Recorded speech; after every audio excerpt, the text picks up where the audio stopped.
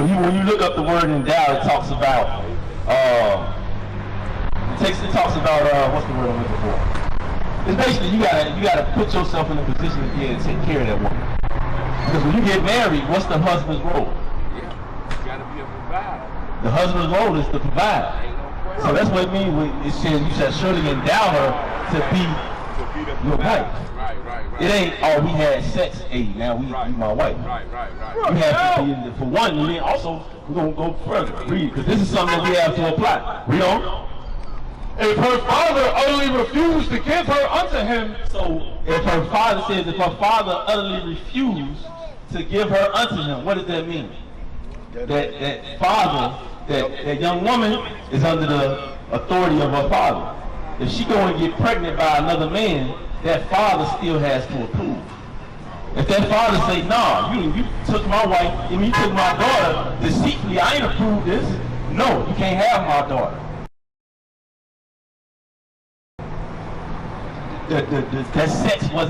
Sex doesn't equal marriage. Right. But sex consummates the marriage. You're not supposed to, you shouldn't be having sex before marriage. You got a flyer, sister? Y'all got a flyer, right? Yeah, I got it. So our contact information is on the back of that flyer. So this is what that means. Give me that in total. Just to further prove that. Read that. This is the book of Tobit, chapter 7, verse 13. There he called his daughter Sarah, and she came to her father, and he took her by the hand and gave her to be wife to Tobias. So this is a father giving his daughter in marriage to a young man. That's how marriage is supposed to come about. Right. It ain't supposed to be you to went into a store seeing a sister, now you approached her. No, we supposed to go to the father. Right. You got brothers see a sister here and there, and they go and approaching these women. That's out of order. On a man's daughter, you go to his father. You go to the father. Right. Because the father is the one that has authority over their woman, over their young lady. And then when she gets married, where does the authority go to? Huh? To the husband. To the husband. Is that being taught to us today? Nope, not at all. 19 and 28. Bring it up! Because these are things that we have to teach. And the only way we're going to fix it is by teaching the commandments of God. Read. Let's go to Leviticus chapter 19 and verse 29. Do not prostitute thy daughter to cause her to be a whore. Now what is a prostitute? A woman that sells her body. Y'all agree? My brother on the phone, you agree with that? Now how does a prostitute sell her body? Let them know. Huh? She flaunting it out. What that mean? She wears skimpy clothes. Showing what? Showing all her body. That's how a prostitute sells her body. She either got on what you call them? They still even. Daisy Duke's still a thing? Daisy Duke? Yeah.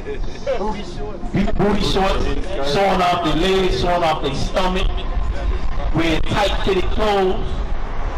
That's what it says. Don't prostitute your daughter to be a whore. Wait, did you read that yet? Read. Do not prostitute thy daughter to cause her to be a whore. So it says, do not prostitute thy daughter to cause her to be a whore. Sending your daughter on prom is prostituting your daughter. I want to give all the praises and the honor to Yahweh by Hashem, Yahweh Shai by Hashem, Ruach HaKodesh, and double honors to the elder apostles and the elder bishops of Great Millstone. Honors as well to you other elders, you brethren, you fellow believers of this faith. Shalom to you supporters of the truth. Shalom to you few sisters. Shalom to the elect. So anyway, I want to touch on this video here with the IUIC, and it kind of all comes together, where it seems like the Bishop Nathaniel is playing the father role, right? He's they're emphasizing that a woman, now they're not wrong of how things went back in the day, right? If there was arranged marriages, which makes sense. But in today's time, where's these young women fathers? And in fact, they would have to be virgins, right? They're not virgins. Their fathers, 80 to 90% not in their lives. And if their fathers are in their lives, they know nothing of the truth. So how do you handle this thing? According to this group, you go to leadership. You go to the bishops. They're your acting fathers. And they also tell you who they think you should be with. If anybody want to say something is occultic, or as they say, a cult, this is it, right?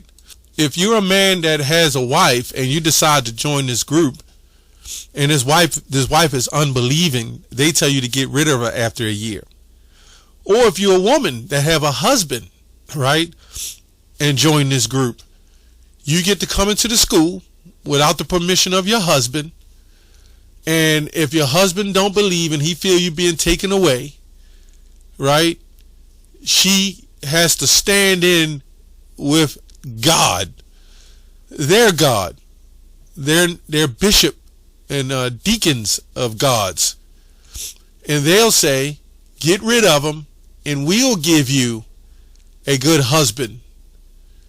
And I thought the Lord did that. You know, the Lord puts everything together. But I guess Bishop Nathaniel is God, right? Or let me say his own God.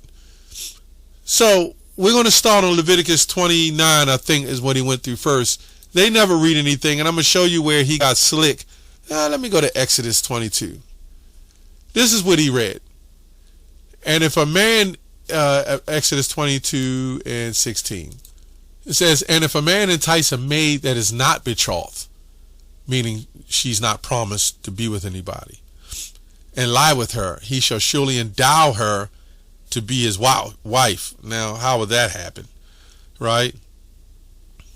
He must take care of her, right? But it says, if her father utterly refused to give her unto him, right? I don't think he read the rest of it.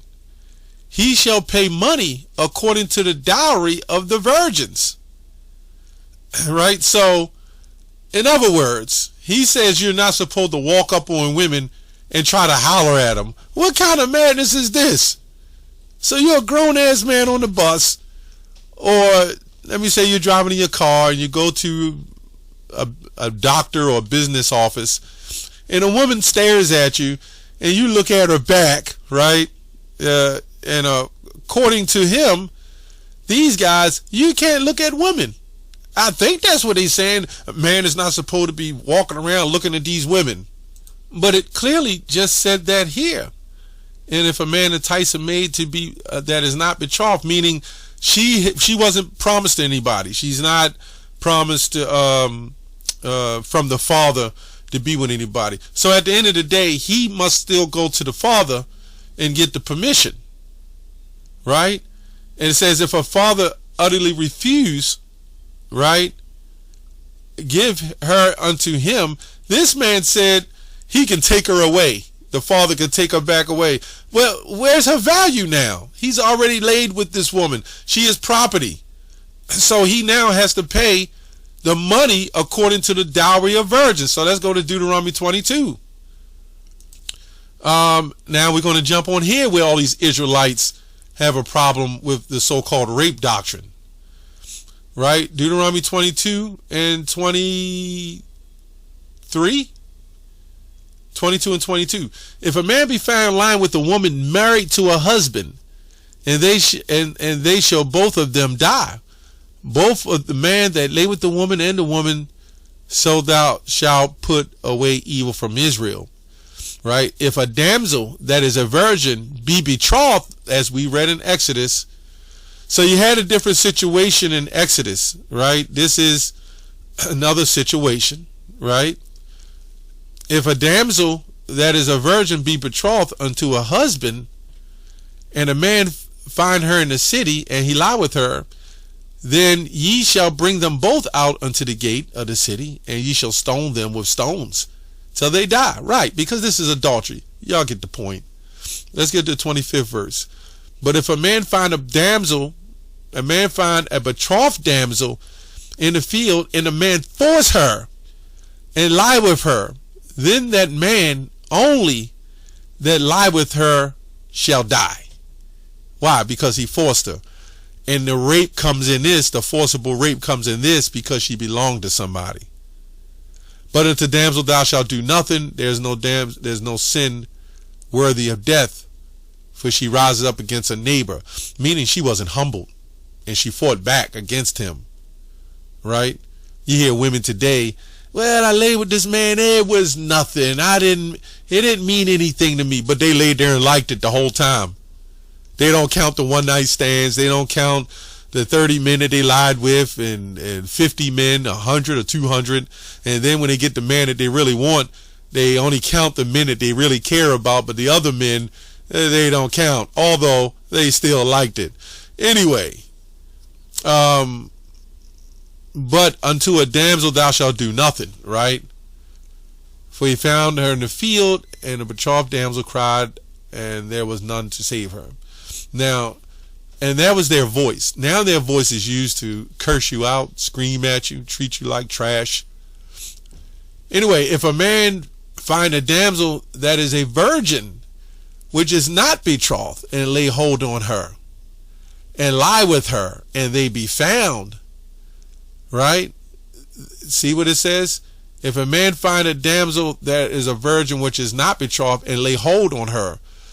The reason why it doesn't say force in this instance, because this damsel didn't belong to anybody, right? And lie with her, and they be found, then the man that lie with her should give the damsel's father 50 shekels of silver. Now, I didn't want to go into this part of the video, but I have to bring it home, right? These people at the IUIC, they believe in not traditional marriage, but modern marriage. They want you to go to the courthouse, right? They want you to go to the courthouse and get married. And then under the government's rule, Nate, he incites himself into the situation. And then he gets to determine who messes with who, if this person's good enough for this person or not. This man is pretty much he's kind of like Pastor Dow, right? Pastor Dow does that crazy stuff. First of all, the scripture says ye are now kings and priests. You're all priests, right? And we say you're a royal priesthood. So a man is capable enough now, if he comes into the truth, be able to make proper decisions when it comes to his wife and deal with it between him and her. That's why the scripture says they shall leave and cleave to their wife, to their husband, or they leave their parents and cleave to their, partner, and they should be twain one flesh. Anyway, if a man find a damsel in the field and a man force her and lie with her, so let's go to the proper one I wanted to go to. I think it's the 27th verse. Let me see if I can go here. If a man find a young field, let me go here. If a man, where am I at? Okay. For he found, let me go here. Okay, Deuteronomy 22 and 28. This is what I want. If a man find a damsel that is a virgin, which is not betrothed, and lay hold on her, and lie with her, and they be found, then he shall give the damsel's father 50 shekels of silver. Now we're going to look up this word, because the IUIC won't even look up the word to go into the true name of the Lord. When in the book of Exodus, the 3rd chapter tells you that the name of the Lord shall be remembered through all the generations, but somehow they just remember all the fringes. If a man find a virgin that is not engaged and seizes her, right? Lay hold. Let's see what it says here. Seize, manipulate. And a lot of Israelites try to switch that around, to use unwarrantedly, to manipulate, to seize, to capture, to wield, to overlay, to catch, to handle, right? So you see here, to seize, capture, wield, to take hold, to stop, take by surprise, to grasp. We don't got to look all these words up. I don't think we do. Describes seizing, grasping, or taking hold of objects, even abstract teachings. Okay, let's go back to the different translations. Lay hold. Suppose a man has intercourse with a young woman who is a virgin, who is engaged to be married. If a man find a damsel that is a virgin which is not betrothed and seizes her, Christian Standard Bible, if a man encounters a young woman that is a virgin who is not engaged, takes hold on her and rapes her, right? Here the Holman Christian Standard Bible says, and rapes her. Do you know most of the Bible says that? Not the same rape that you see today. Everybody gets all bent out of shape when they see that. Words can words can be very controversial.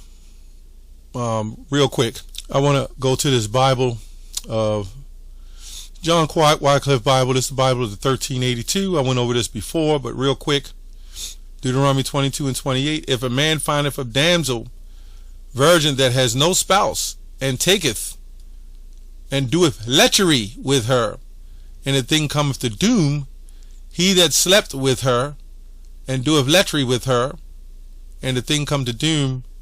Oh, hold on, this jumped in the way.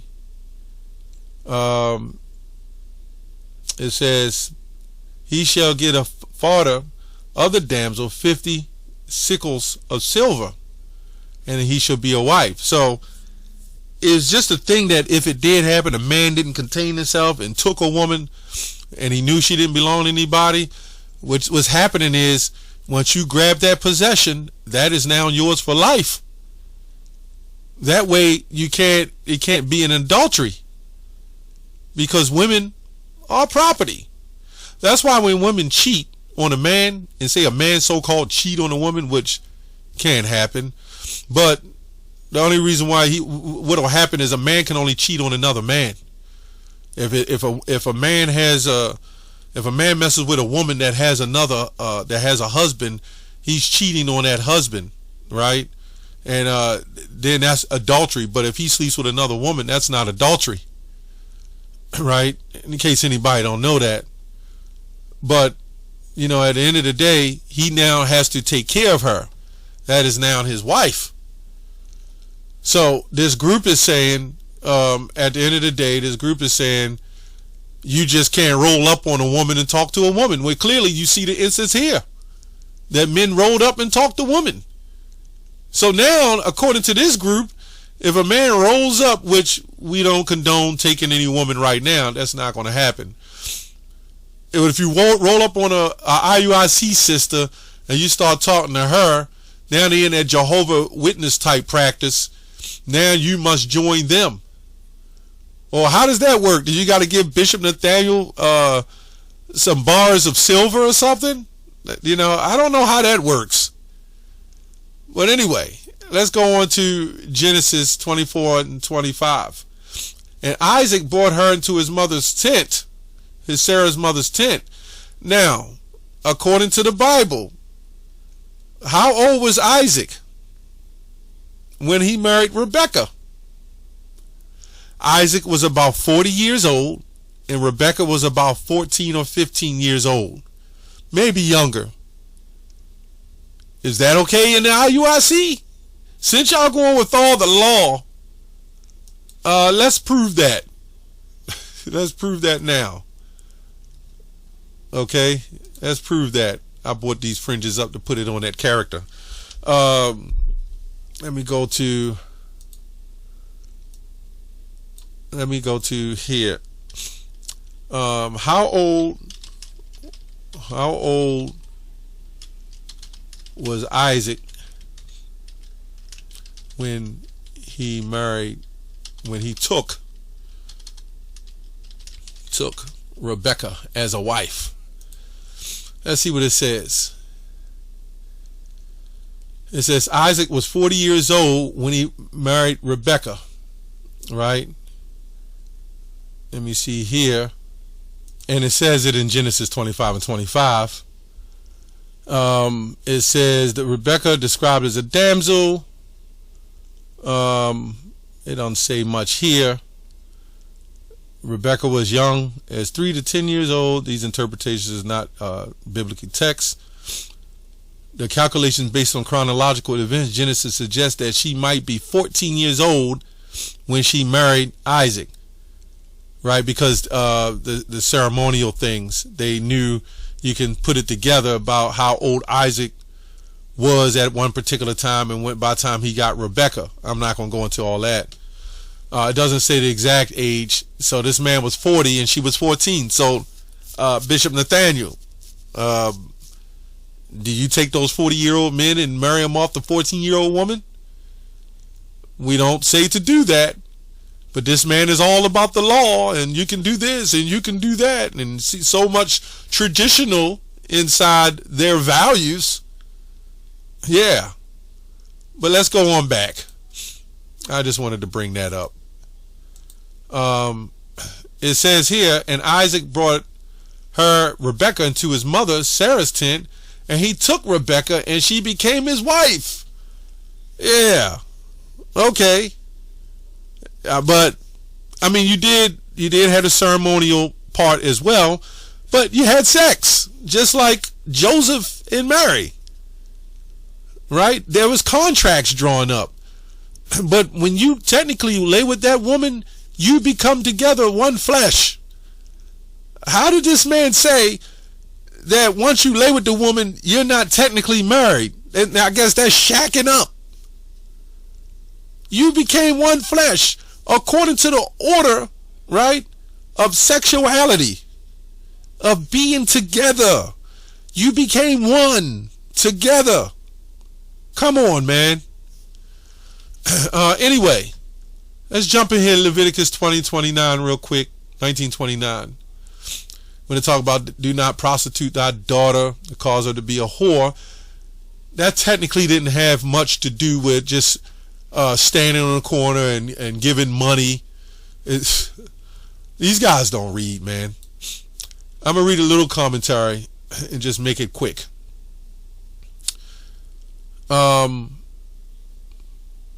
It says here, it goes to do not make cuttings of the flesh for the dead. I'm going to go in here. The Gentiles frequently did for honor of some of their idols, to whom diverse women were consecrated and publicly prostituted. Right? Do not prostitute thy daughter to cause them to be a whore, not delaying her to marry, which is the sense of the Jews, but refers to wicked practices amongst the Phoenicians and the Canaanites. And Athenius speaks of whose women used to prostitute themselves in the temples of their idols and to do such filthy services in religious way. The Israelites, in imitation of them, are forbid to expose their daughters such as filthy practices under the notions of religion. Right? So when you got into the Christian church, you kind of prostitute your daughter to other idols, right? And also to mess with the heathens. In a land of whoredom, land becomes full of wickedness and whoredom, both corporal, spiritual, and fornication of idolatry. You know, there was always prostitutes, by the way. You know, the Lord set that up. It was always prostitutes, both which would be promoted to abominable practices. So kind of like if you send your child off to the Hollywood, and like Justin Bieber did, and Gary Coleman, and Dana Plateau, and Todd Bridges in their different strokes, and when they send their children off into this stuff like Nicki Minaj and Glorilla, these wretched women, was already wicked, but they created these women. Sexy Red, they created these women, and then they got them into that kind of lifestyle. And then that's when they started sacrificing to the idols, and then they put the image out there because they want you if you have an image, and then you can promote that image and cause your young daughters to be in whoredom. I'm not saying they're completely wrong by wearing the short shorts and the skimpy stuff up there behind, but one way to prostitute your daughter into idols is calling on the Jesus the Christ. That's another way of doing it. That's an idol of another god. Remember I said in Exodus 3, thou shalt remember thy name forever throughout all the generations. But somehow they remember all the fringes through the generations, right? Which I went into that with the Egyptians and how we wanted to be like them. But now Yahushua is our remembrance. And of course we wear our fringes when we go and teach. That won't save you. But this very group that's saying in marriage, they're hypocrites in that, right? They're hypocrites in prostituting their daughters. They're prostituting all their young women. All them grown women in there, all of them calling on Jesus the Christ. Them young men, young women coming in there, you're making a sacrifice to idols. That's the truth. That's all I have on that. Shalom.